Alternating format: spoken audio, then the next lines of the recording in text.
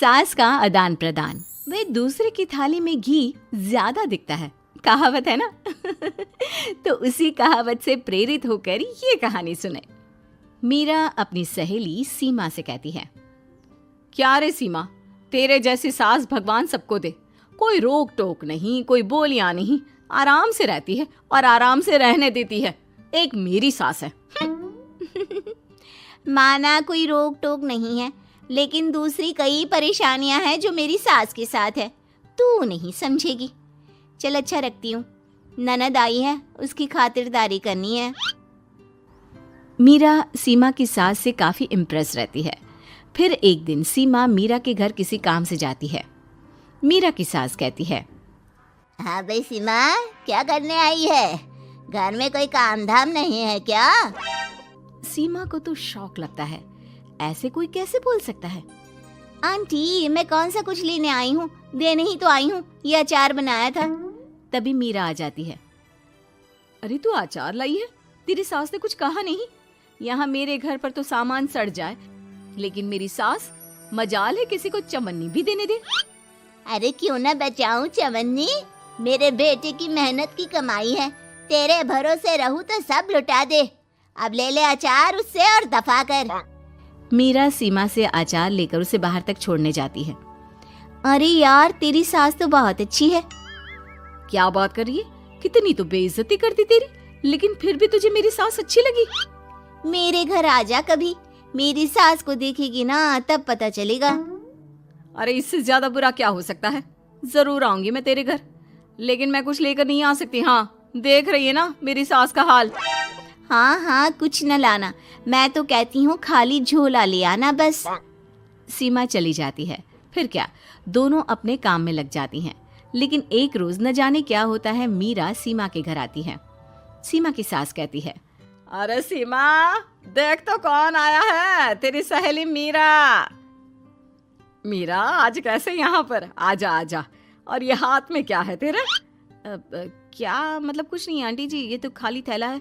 वो क्या है ना, मंडी जा रही थी तो सोचा मीरा से मिलती चलूं। अरे काहे को मंडी जाना, कल ही मेरा बेटा सब्जी लेकर आया है। अरे मीरा, जरा सीमा का ये थैला तो भर दे। मीरा घबरा जाती है। अरे नहीं नहीं माँ जी, बिल्कुल नहीं, मैं कुछ नहीं ले सकती। हम लोग ना अलग सब्जियां खाते हैं। खैर, मीरा सब्जी तो नहीं लेती, लेकिन सीमा की सास तो न जाने क्यों कद्रदान हुई रहती है। अरे मीरा, जरा चिकन मटन बना ले, तेरी सहेली आई है। मैं फोन कर देती हूँ, वो दे जाएगा।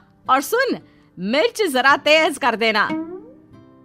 लेकिन मीरा तीखा नहीं खाती है माँ जी। अरे खाना चाहिए, अब सीसी करेगी ना तो नाक का सारा कचरा भी निकल जाएगा। हाय रे, कितनी अच्छी है तुम्हारी सास। हाँ, तभी आसपास के सारे यहाँ खड़े हो जाते हैं सुबह से ही। अभी 2 मिनट रुक ना, खुद पता चल जाएगा। तभी पड़ोसन आती है। अरे बहन जी, चाय का वक्त हो गया, सोचा चली आऊं आपके घर। अरे क्यों नहीं क्यों नहीं, वो क्या है ना, बहू की सहेली आई है तो चिकन बन रहा है, वो भी लेती जाना।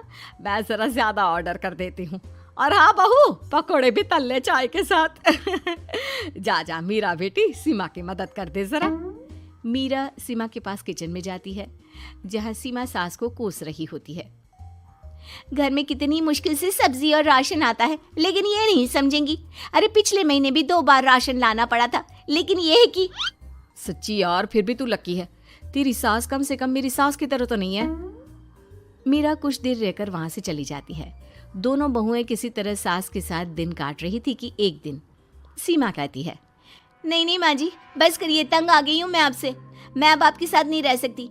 एक बार, बस एक बार आप मेरी सहेली मीरा की सास की तरह बनकर देखिए। अरे कितनी अच्छी इंसान है वो, कितना सोचती है घर के लिए। दूसरी तरफ मीरा, माँ जी कैसी हैं आप? कुछ तो सोचा करिए, समाज नाम की भी कोई चीज होती है। बस एक बार मेरी सहेली सीमा की सास की तरह बनकर देखिए। अरे कैसे जी जाती है जिंदगी, उन्हीं से पता चलेगा। दोनों की सास को आता है गुस्सा। अरे भाई, कोई छोटे बच्चे तो है नहीं जो किसी के साथ तुलना कर दे और वो कुछ ना कहे। मीरा की सास कहती है, मुझे तो सीमा के पास ही छोड़ा। सीमा की सास कहती है, तू ना मुझे मीरा के पास ही छोड़ दे। दोनों एक दूसरे से सलाह करती हैं और सासों का किया जाता है आदान प्रदान यानी एक्सचेंज। अगली सुबह मीरा की बदली हुई सास। अरे मीरा, मेरी बेटी आ रही है। मीरा को तो आदत थी कि घर का कोई भी आए दमड़ी ना निकले, ना कुछ बनाना ना कोई लेन देन। अच्छा माँ जी ठीक है, कोई बात नहीं। अरे कैसा कोई बात नहीं, अरे लाओ 16 तरह के पकवान और ननद को देने के लिए सीधा निकालो। सीधा समझती हो ना? देना लेन देन? अरे माँ जी कैसी बात कर दी। इस घर में जो कोई कुछ भी ले आए, लेकिन मजाल है घर की चवन्नी भी कहीं चली जाए। अरे ये तो परंपरा ही नहीं है इस घर की। बाकी खाना हो तो रोटी दाल बना देती हूँ। रोटी दाल तो मेरी बेटी दुख में भी नहीं खाती, तो मायके में क्यों खाए। मैं अभी चिकन मटन पनीर और दाल ऑर्डर कर रही हूँ, सब बना देना। लेकिन मेरी तो आदत ही नहीं है इतना सारा खाना बनाने की। नहीं माँ जी, मुझे तो माफ करें। अरे कैसी बात कर रहे? तेरी सास की बेटी नहीं आती थी क्या? आती थी ना, खूब आती थी, लेकिन मजाले की सास कुछ एक्स्ट्रा कर दे। माँ जी देखिए, मेरी तो ये आदत नहीं है। दूसरी तरफ सीमा। माँ जी, वो मेरे मायके से लोग आ रहे हैं, तो मैं जरा उन लोगों के लिए कुछ बना लेती हूँ। क्यों बना लेती हो? दाल रोटी बनी है ना, साथ में अचार रख देना। वैसे आ क्यों रहे हैं बेटी के घर? सीमा को तो बहुत बुरा लगता है। कहाँ तो उसकी सास पड़ोसी के कुत्ते को भी घी की रोटी खिलाती है, और कहाँ ये मीरा की सास जो उसके मायके वालों के लिए सूखी रोटी अचार रख देने की बात कर रही है। वो मेरी भाभी आई है ना, नहीं तो शादी के बाद भाई पहली बार आ रहा है। हाँ तो उन लोगों को बोल दो, हमारे घर का रिवाज है सास के लिए 10 साड़ी हार और सजावट का सामान लेकर ही आना, समझे?